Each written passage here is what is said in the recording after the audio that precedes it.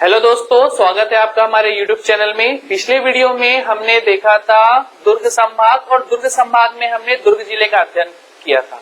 आज हम उसी दुर्ग संभाग के अन्य जिले का अध्ययन करेंगे और अभी हम जिस जिले को देखेंगे वो है राजनांदगांव। तो आइए अध्ययन करते हैं राजनांदगांव जिले का। राजनांदगांव,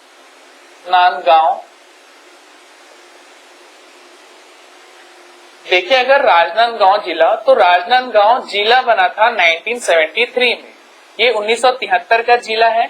और अगर बात करें इसके पड़ोसी जिलों की, तो इसके जो पड़ोसी जिले हैं उसमें आ जाएंगे कबीरधाम, बेमेतरा, दुर्ग, बालोद और कांकेर। उसके अलावा जो राजनांदगांव जिला है दो अन्य राज्यों से सीमा रेखा बनाता है। तो इसके जो सीमावर्ती राज्य हैं वो है, एक है महाराष्ट्र और एक है मध्य प्रदेश। मध्य प्रदेश। अगर बात करें जिले के गठन या जिले की स्थापना की, तो इसका गठन हुआ था 1973 में। और इसका जो मातृत्व जिला है, यानी ये जिस जिले से अलग होकर एक नया जिला बना था वो है दुर्ग। इसका जो मातृत्व जिला है वो है दुर्ग। अगर हम बात करें इसके पड़ोसी जिले व राज्य की, तो इसके जो पड़ोसी जिले हैं वो है कबीरधाम, बेमेतरा, दुर्ग, बालोद और कांकेर। यानी ये 5 जिलों से सीमा रेखा बनाता है और 2 अन्य राज्यों से भी सीमा रेखा बनाता है, जो कि है मध्य प्रदेश और महाराष्ट्र। 2 राज्यों से भी सीमा रेखा बनाता है। उसके बाद अगर बात करें इस जिले के तहसील और विकास खंड की, तो जिले में उपस्थित तहसील और विकास खंड दोनों की संख्या है 9। देखिए अगर इस जिले में तहसीलें, तो महाराष्ट्र से नेशनल हाईवे 53 जो कि दुर्ग फिर आगे रायपुर तक जाता है, इस नेशनल हाईवे में जो तहसील स्थित है वो है राजनांदगांव। राजनांदगांव जो कि जिले का जिला मुख्यालय है। एक अन्य हाईवे जो कि बालोद से आ रहा है, इसमें स्थित है मानपुर। उसके अलावा अगर बात करें अन्य तहसीलों की, तो उसमें उत्तर में आ जाएगा छुई खदान,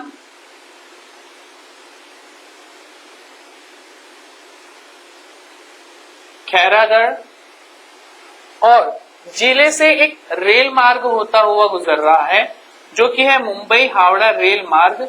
इस रेल मार्ग में एक तहसील विकास खंड पड़ता है जो कि है डोंगरगढ़।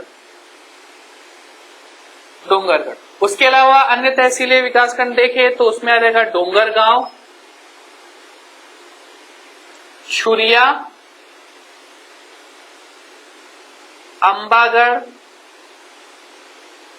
और मोहेला। छुई खदान, खैरागढ़, राजनांदगांव, डोंगरगढ़, डोंगरगांव,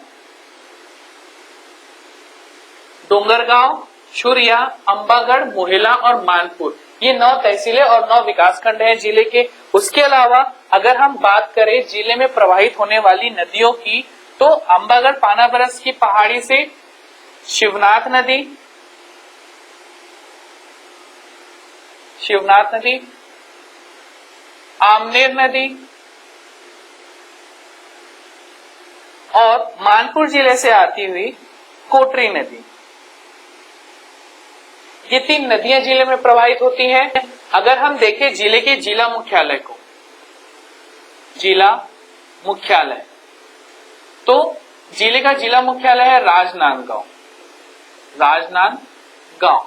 अगर हम बात करें इसके कुछ मुख्य स्थानों की, तो इसके मुख्य स्थानों में हम देखेंगे छुई खदान, खैरागढ़, राजनांदगांव, डोंगरगढ़। डोंगरगढ़ के पास है बदरा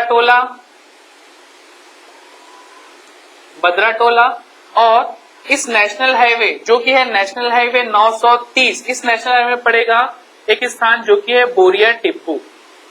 बोरिया टिप्पू। तो सबसे पहले हम बात करते हैं राजनांदगांव की।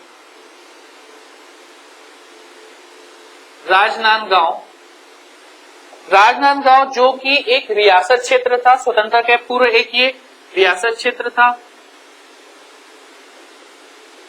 देखिए अगर रियासत क्षेत्र को, तो छत्तीसगढ़ में कुल 14 रियासतें थी।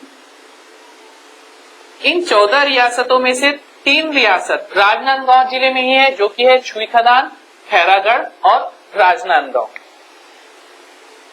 तो ये एक रियासत क्षेत्र था और इस रियासत क्षेत्र में जो वंश शासन करता था वो था बैरागी वंश।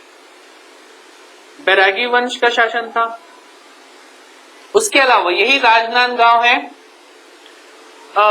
नगर निगम क्षेत्र है, ये नगर निगम क्षेत्र है। यही राज्य का पहला इंटरनेशनल हॉकी स्टेडियम बना। उसके अलावा यही स्थित है अटल बिहारी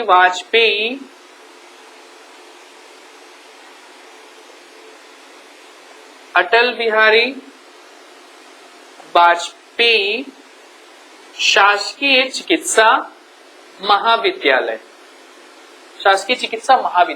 इसके अलावा अगर इसका ऐतिहासिक महत्व देखें तो इसी राजनांदगांव जिले में ही सन 1892 में राज्य का पहला उद्योग जो कि सूती वस्त्र उद्योग था वो सीपी मिल उद्योग बना। ये जो सीपी मिल था इसी का 1897 में जो नाम है वो परिवर्तित होके हो गया बीएनसी मिल। बंगाल नागपुर कॉटन मिल, इसके पहले था सेंट्रल प्रोविंस मिल। ये जो था राज्य का पहला उद्योग था। उसके बाद अगर हम देखें बीएनसी मिल को, तो इसी बीएनसी मिल से मजदूर आंदोलन हुए।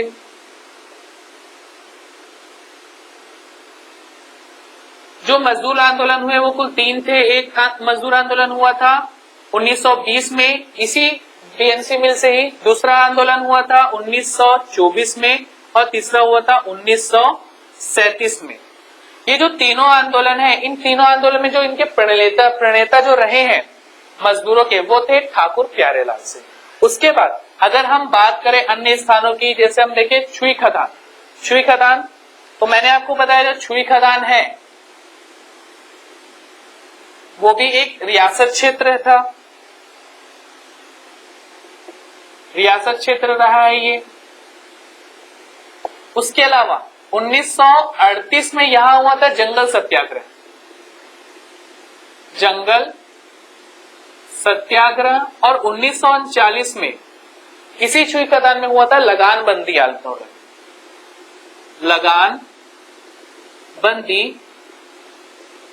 आंदोलन। आगे अगर हम बात करें खैरागढ़ की, तो जो खैरागढ़ है वो भी एक रियासत क्षेत्र रहा है। यही खैरागढ़ में स्थित है इंदिरा संगीत एवं कला विश्वविद्यालय जो कि आधारित है राजा वीरेंद्र बहादुर सिंह की पुत्री इंदिरा के नाम पर। और राजा वीरेंद्र बहादुर सिंह ने अपने भवन को दान में दे दिया कि वहां पर उनकी पुत्री की याद में संगीत विश्वविद्यालय बनाया जाए। तो ये जो इंदिरा संगीत एवं कला विश्वविद्यालय है ये राज्य का पहला विश्वविद्यालय रहा है ये। उसके अलावा अगर हम बात करें बद्राटोला की, तो बद्राटोला में हुआ था जंगल सत्याग्रह 1939 को जंगल सत्याग्रह हुआ था। और एक स्थान बचा बोरिया टिप्पू। जो बोरिया टिप्पू है वो इस जिले का एक लौह अयस्क क्षेत्र है ये। तो ये हमने कुछ इंट्रोडक्शन देखा है राजनांदगांव जिले का, जिसमें अगर हम बात करें तो जिले का गठन हुआ था 1973 में और इसमें तहसील और विकास खंड दोनों की संख्या 9 है जिनको हमने देखा। उसके अलावा अगर बात करें नदियों की तो 3 मुख्य नदियां जिले में प्रवाहित होती हैं, जो कि है शिवनाथ नदी, आमनेर और कोटरी नदी। उसके अलावा हमने इसके कुछ मुख्य स्थानों को देखा, जैसे राजनांदगांव जो कि रियासत क्षेत्र रहा है, नगर निगम है। यहाँ पर बीएनसी मिल, सीपी मिल जो कि राज्य का पहला सूती वस्त्र उद्योग था, वो स्थापित हुआ था। यहीं से आपको मजदूर आंदोलन हुए थे 1920, 1924 और 1937 में। फिर हमने देखा जो अन्य रियासती क्षेत्र हैं, छुई खदान और खैरागढ़। छुई खदान में भी 2 आंदोलन हुए थे, 1938 में हुआ था जंगल सत्याग्रह और 1939 में हुआ था लगान बंदी आंदोलन। फिर इसके अलावा खैरागढ़ की बात करें तो खैरागढ़ में स्थित है इंदिरा संगीत एवं कला विश्वविद्यालय, जो कि राज्य का पहला विश्वविद्यालय है। उसके अलावा हमने देखा था बद्रा टोला, जो कि अपना एक अलग ही ऐतिहासिक महत्व रखता है। यहाँ हुआ था 1939 में जंगल सत्याग्रह। और बोरिया टिब्बू जो कि जिले का एक लौह अयस्क क्षेत्र है। तो हमने ये देखा राजनांदगांव जिला। अब इसके बाद हम दुर्ग संभाग के जिस जिले का अध्ययन करेंगे वो है कबीरधाम। तो आइए देखते हैं कबीरधाम जिला। कबीरधाम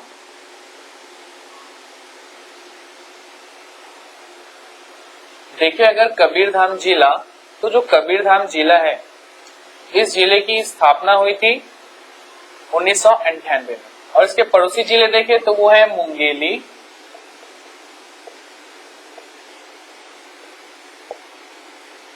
बेमेतरा, राजनांदगांव। ये जिला एक अन्य राज्य से अपनी सीमा रेखा बनाता है जो कि है मध्य प्रदेश। ठीक है, देखिए अगर जिले की स्थापना या एक जिले के गठन, तो जिले का गठन हुआ था 1998 में। ये जो जिला है राजनांदगांव जिला और बिलासपुर जिला को मिलाकर, बिलासपुर जिले के पंडरिया क्षेत्र को मिलाकर जिला बना था। और इसका जो मातृत्व जिला बोले, मातृत्व जिला वो है राजनांदगांव और बिलासपुर। इसके अलावा अगर देखिए इसके पड़ोसी जिले और राज्यों की संख्या, जिले और राज्य, तो इसके जो पड़ोसी जिले उनकी संख्या 3 है, मुंगेली, बेमेतरा और राजनांदगांव। और एक राज्य से सीमा रेखा बनाता है जो कि है मध्य प्रदेश। मध्य प्रदेश बात करेगा इस जिले के तहसील और विकास खंड की, तो जिले के तहसील और विकास खंड, तो जिले में तहसीलों की कुल संख्या है 5 और विकास खंड की कुल संख्या है 4। और अगर देखिए तहसीलें और विकास खंड, तो नेशनल हाईवे 30, राष्ट्रीय राजमार्ग 30 जो कि कबीरधाम होते हुए बेमेतरा तक जाती है, NH 30, इसमें एक तहसील विकास खंड स्थित है जो कि है कवर्धा या कबीरधाम। कबीरधाम। इसके अलावा इसी नेशनल हाईवे में अन्य तहसील विकास खंड जो कि है बोड़ला। इसी नेशनल हाईवे में पौड़ी स्थान से, पौड़ी एक जगह है जहां से नेशनल हाईवे निकलता है 130A। इस नेशनल हाईवे में जो तहसील विकास खंड है वो है पंडरिया। अन्य तहसील जो कि है सहसपुर, लोहारा, राजनांदगांव बॉर्डर के पास स्थित है। और एक नवीनतम तहसील जिले का जो कि है रेंगा खार कला। रेंगा खार कला। तो ये जिले के तहसील और कुछ विकास खंड, तहसील देखे तो बोड़ला, पंडरिया, कबीरधाम, रेंगा खार कला और सहसपुर, लोहारा। बात करें अगर विकास खंड की, जो 4 विकास खंड है उसमें हो जाएंगे कबीरधाम, बोड़ला, पंडरिया, सहसपुर, लोहारा। जो रेंगाखार कला है वो विकास खंड नहीं है। रेंगाखार कला या फिर अगर देखें विकास खंड तो उसमें रहेंगे बोड़ला, पंडरिया, कबीरधाम और सहसपुर, लोहारा। सहसपुर, लोहारा। और बाकी 5 तहसीलों में 5 सम्मिलित है। उसके बाद अगर बात करें जिले में प्रवाहित होने वाली नदियों के बारे में, तो इस जिले से एक नदी प्रवाहित होती है जो कि है सकरी नदी, बेमेतरा में जाके शिवनाथ से मिलती है। फिर उसके बाद अगर हम बात करें यहाँ पर वन्य जीव अभ्यारण्य की, तो इस जिले में एक वन्य जीव अभ्यारण्य है जिसका नाम है भोरम देव अभ्यारण्य। भोरम देव अभ्यारण्य। देखिए अगर इस अभ्यारण्य को, तो इस अभ्यारण्य की स्थापना हुई थी सन 2001 में और ये राज्य का 11वां अभ्यारण्य है और क्षेत्रफल की दृष्टि से सबसे छोटा इसका जो क्षेत्रफल है वो है 163 वर्ग किलोमीटर।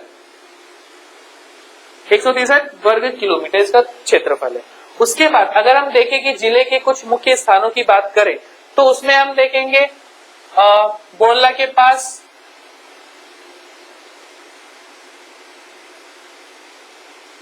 रामहेपुर, पंडियरी के पास विशेषरा, चौरागांव। तो आइए देखते हैं सबसे पहले इस जिले का जिला मुख्यालय। जो जिले का जिला मुख्यालय है वो है कबीरधाम। कबीरधाम तहसील विकास खंड भी है और जिले का जिला मुख्यालय भी है। अगर बात करें इसी कबीरधाम की तो ये फणी नागवंश से संबंधित शासकों का शासन स्थल रहा है। फणी नागवंशीय शासकों का शासन स्थल रहा है। उसके अलावा इसी कबीरधाम में जो महल है, राजमहल है, उसका जो प्रवेश द्वार है उसे बोला जाता है हाथी दरवाजा। राजमहल का प्रवेश द्वार उसे बोला जाता है हाथी दरवाजा, वो यही स्थित है।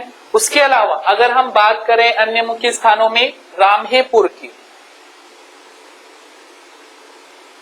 रामहेपुर, तो रामहेपुर में स्थित है राज्य का शक्कर कारखाना भोरम देव सहकारी शक्कर कारखाना। उसके अलावा विशेषरा में भी स्थित है सहकारी शक्कर कारखाना, विशेषरा में भी स्थित है। यहाँ पर जो शक्कर कारखाना स्थित है उसका नाम है सरदार वल्लभ भाई पटेल सहकारी शक्कर कारखाना। उसके अलावा अगर हम बात करें अंतिम चौरागांव की, तो ये जो चौरागांव है ये एक ऐतिहासिक महत्व का स्थल है। चौरागांव ये ऐतिहासिक और प्राचीन महत्व का स्थल है। इसी चौरागांव में स्थित है भोरम देव मंदिर। भोरम देव मंदिर, ये जो भोरम देव मंदिर है, कहा जाता है कि इसे बनाया था गोपाल देव ने। गोपाल देव ने बनाया था। इसे छत्तीसगढ़ का खजुराहो भी बोला जाता है। छत्तीसगढ़ का खजुराहो बोला जाता है इसे। और ये एक शिव मंदिर है। उसके अलावा इसी चौराग्राम में स्थित है मड़वा महल, जिसे बनवाया था राजा रामचंद्र देव ने। रामचंद्र देव ने बनवाया था। और यहां से भी प्राप्त होता है फणी नागवंश से संबंधित अभिलेख। उसके अलावा यहां पर है छेरकी महल। छेरकी महल, ये जो तीनों स्थान है, भोरम देव मंदिर, मड़वा महल और छेरकी, ये तीनों शिव मंदिर हैं। ये तीनों ही शिव मंदिर है। तो दोस्तों हमने एक जनरल इंट्रोडक्शन देखा है कबीरधाम जिले का, जिसमें हमने देखा जो कबीरधाम जिला है इसकी स्थापना हुई थी 1998 में और ये बिलासपुर और राजनांदगांव जिले से मिलकर बना था। इसमें शामिल था बिलासपुर जिले का पंडरिया क्षेत्र। फिर उसके पश्चात हमने देखा कि जिले में तहसील और विकास खंड, तहसीलों की कुल संख्या है 5 और जो विकास खंड है उनकी कुल संख्या है 4। उसके पश्चात यहाँ पर स्थित है भोरमदेव अभ्यारण्य, जो कि जिसकी स्थापना 2001 में हुई थी और ये राज्य का 11वां और नवीनतम अभ्यारण्य है। उसके अलावा कबीरधाम की बात करें तो कबीरधाम में जो राजमहल है उसी का जो प्रवेश द्वार है उसे बोला जाता है हाथी दरवाजा। उसके साथ ही जो रामहेपुर विशेषरा है, यहाँ पर राज्य के 4 शक्कर कारखानों में से 2 शक्कर कारखाने इसी जिले में स्थित है। रामहेपुर में हमने देखा भोरमदेव सहकारी शक्कर कारखाना और विशेषरा में सरदार वल्लभ भाई पटेल सहकारी शक्कर कारखाना। उसके अलावा जो अंत में बचता है चौरागांव, चौरागांव में ये एक ऐतिहासिक और प्राचीन महत्व का स्थान है। यहाँ पर स्थित है भोरमदेव मंदिर, मड़वा महल और शेरकी महल, ये तीनों ही क्या बोलते हैं शिव मंदिर है। और यहाँ से भोरमदेव मंदिर और मड़वा महल से फणिनाग वंश से संबंधित अभिलेख प्राप्त हुए। तो ये देखा हमने कबीरधाम जिला। अब आगे हम देखेंगे बेमेतरा जिला। बेमेतरा जिला देखिए, अगर बेमेतरा जिला तो बेमेतरा जिला बना था 2012 में और जिस जिले से अलग होकर ये एक नया जिला बना था वो जिला है दुर्ग। और अगर बात करें इसके पड़ोसी जिलों की तो उसमें आ जाएंगे कबीरधाम, मुंगेली,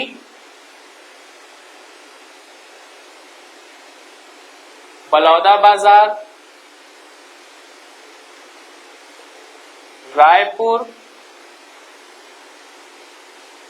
दुर्ग और राजनांदगांव।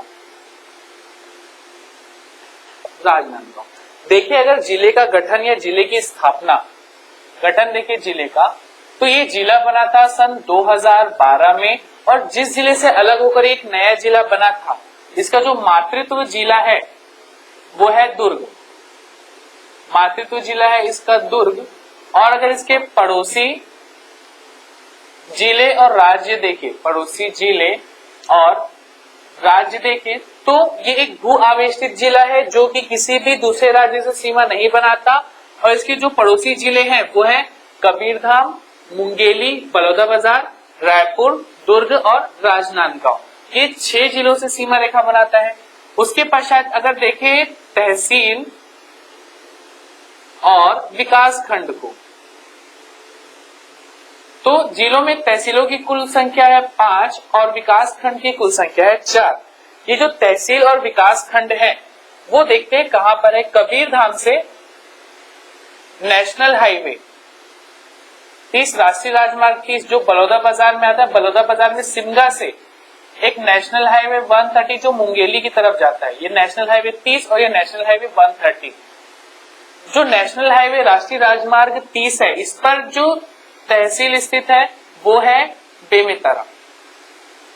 बेमेतरा जो कि जिले का जिला मुख्यालय है। उसके अलावा जो 4 अन्य तहसीलें हैं वो है थान खमहरिया, मुंगेली बॉर्डर के पास नवागढ़, साजा और बिरला। ये इसके जिले के तहसील हैं बेमेतरा, थान खमरिया, नवागढ़, साजा और बिरला। बात करें 4 विकास खंड की तो जो बेमेतरा है वो विकास खंड नहीं है, वो जिले का जिला मुख्यालय है और तहसील है। अब अगर देखें जिले में प्रवाहित होने वाली नदी को तो शिवनाथ नदी दुर्ग से आती हुई यहीं से होकर गुजरती है शिवनाथ नदी। उसके पश्चात बात करें अगर जिले के कुछ मुख्य स्थानों की तो उसमें आ जाएंगे देवरबीजा, नवागढ़ के पास है स्थित है,